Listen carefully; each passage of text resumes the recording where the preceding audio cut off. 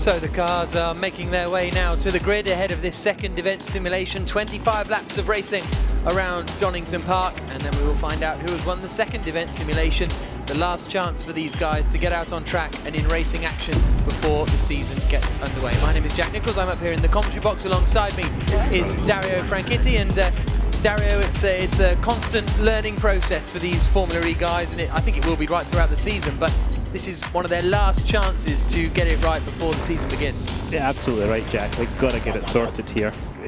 All your work between races is based on the data you're going to collect, and these guys are going to be doing that. The green flag is waved, and here at Donington Park, we're waiting for the lights to come on, and we go green at Donington, and away we go. Let's see who gets a good start. It is Sebastian Buemi who holds the lead on the run down towards the first corner, but is this the fan boost in action from Jaime Alguersuari? Quite possibly. He takes the lead around the outside. Into second place then goes the Edams car. Third is Nick Heidfeld. Fourth is still De Grassi. In fifth place is Frank Montani. So he's made up a couple of places. He's got past Nico Prost as we go on board with Sebastian Buemi in second place as they all fan out, coming down into the old hairpin for the first time. Everyone's safely through the first few corners now, and Montani is on a charge, trying to get now around past Lucas De Grassi for fourth place as they climb up the hill towards McLean's for the first time. We're on board with Sam Bird, looking back to the cars behind. De Grassi unable to get past. There's the look up the inside, and Bird loses out to Takuma Sato, who's got an excellent start as well. Sato's made up a load of places, hasn't he? Yeah, he is up there. He's made about 5 or 6 positions from the back of the grid, Takuma Sato. On board we go with Bruno Senna now, chasing Nico Prost into the chicane. So much for it being a race simulation. We're 3 wide here. And here comes Frank Montani to take both De Grassi and Heidfeld into the chicane. Great stuff from the Frenchman, and that moves him up into third place from 6th on the grid. Wonderful start from Montani as they wind their way through the Fogarty S's for the first time. It's Alguersuari in the lead. Here comes De Grassi back at Montani down into the hairpin, and De Grassi retakes that third position. But you're absolutely right, Dario. Simulation. Yeah, exactly. That was like another cracking move there. And I think there was a fan boost at the start there, definitely, for Alguersuari. Really a big advantage. So let's see if Buemi can close him down. He's a little bit quicker in qualifying. On board we go with Sebastian Buemi then across the line, and you only get one fan boost for 2.5 seconds, so that is it done for Jaime Alguersuari. He's got the lead of the race away, but he's influencing the result, not necessarily defining the result with that fan boost as they come into the first corner, absolutely nose to tail in the middle of the pack.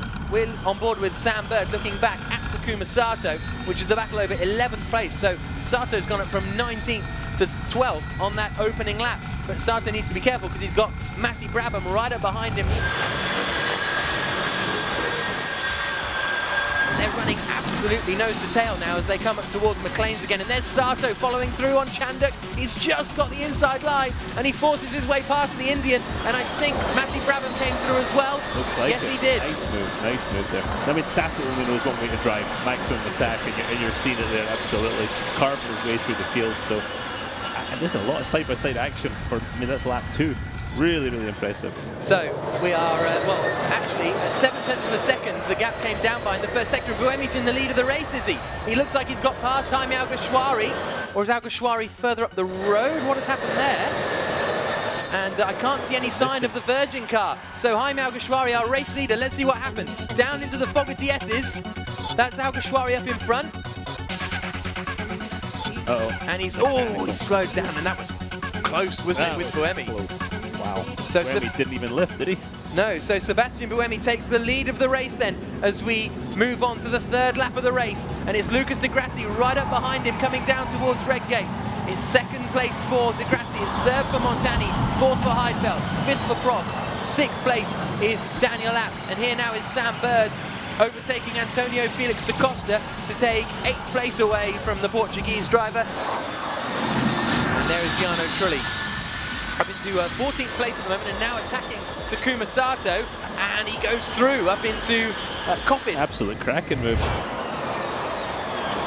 A bit more action, no. Daniel Abt not quite close enough to take third place away from the Venturi in front, and then it's nose to tail behind between Prost and Senna, which is something I never thought I'd say in commentary. I thought I was too young for that.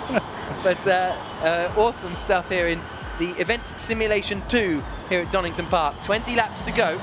And there are the standings. Buemi, Montani, Heidfeld, Abt, Prost and Senna, the top 6 at the moment. Then we've got Bird, Brabham, De Costa, Conway, Chanduk and Cerruti completing our top 12 as Di Grassi now starts to make his way through the order after losing time with that little problem. And Stefan Sarazan is back out on the circuit. So we've got all 20 cars running at the moment.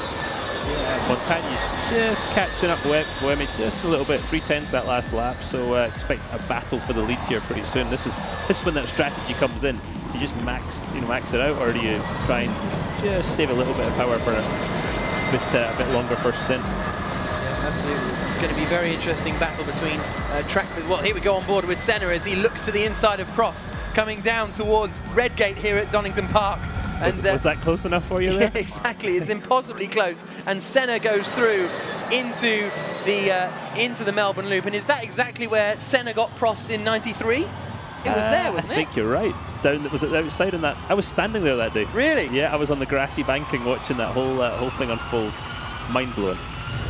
Lucas is coming back through the field in a hurry, isn't he? Yeah. It's going to be interesting to see how far up he can get. Yeah, that's true. We've still got 19 laps to go here at Donington. Look at that, he's already disposed of Felix da Costa. He's going for Cerruti as well. 2 in 1 for Lucas Di Grassi. He is on a mission now.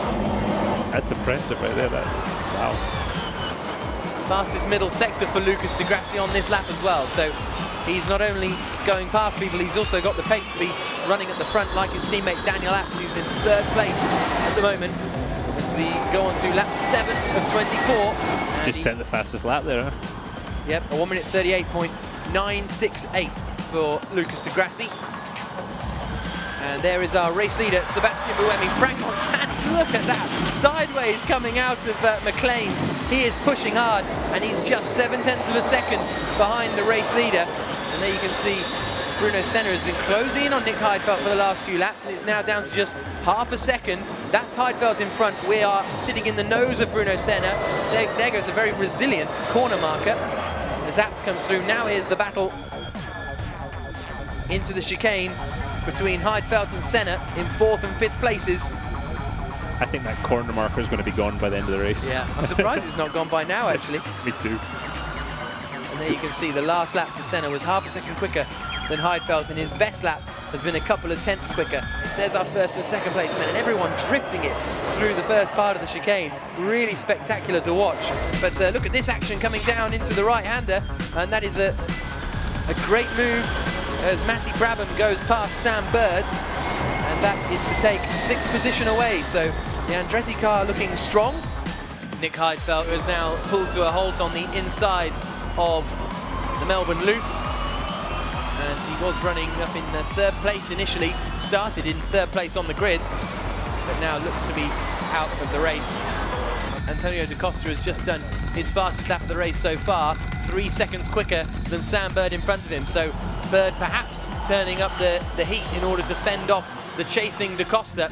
We go on board with Bird now, and it's in his mirrors he'll be seeing the blue Amlin Aguri car all over the back of him, as Heidfeld has a little look to the back of the Venturi. But that's definitely the race over for him. Here comes Da Costa up the inside into the old hairpin, and he goes through to take 7th place.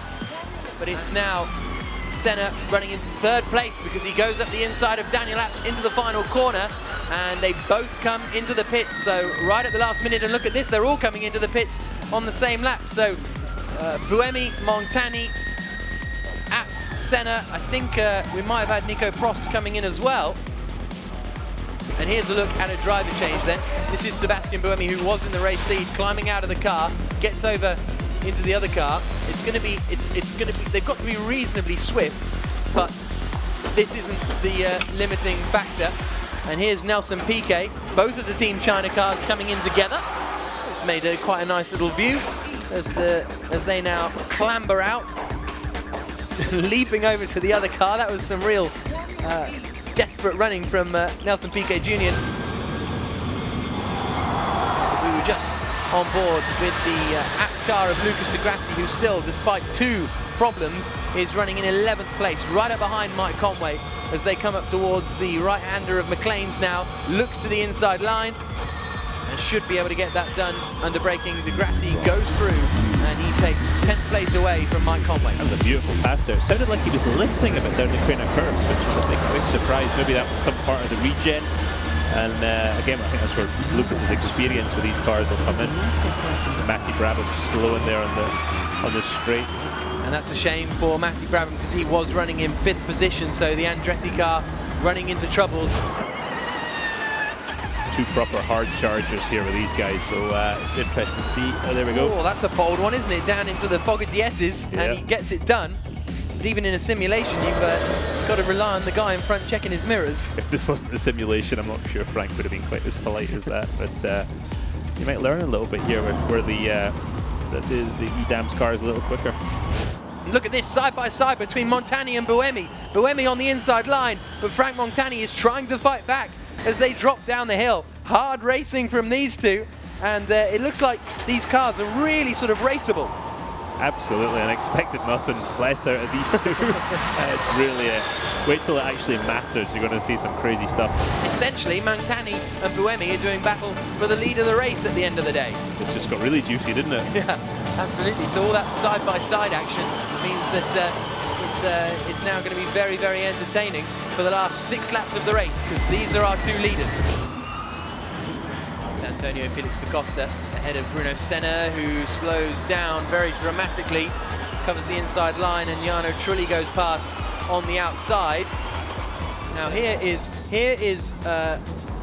Sebastian Buemi, and Nelson Piquet is about to pass him, so Buemi has run out of juice essentially, and that's allowed Frank Montani in the Andretti car to pull clear now, and it looks as though Andretti will be taking the victory in the event simulation 2. And Frank Montani's slowing. So Frank Montani, who looks set to take victory, is slowing for the Andretti team on the final lap of the race, and it'll be so interesting to find out if that's just a management battery life issue, because Sebastian Buemi's running into troubles as well. He's got Lucas di Grassi all over the back of him.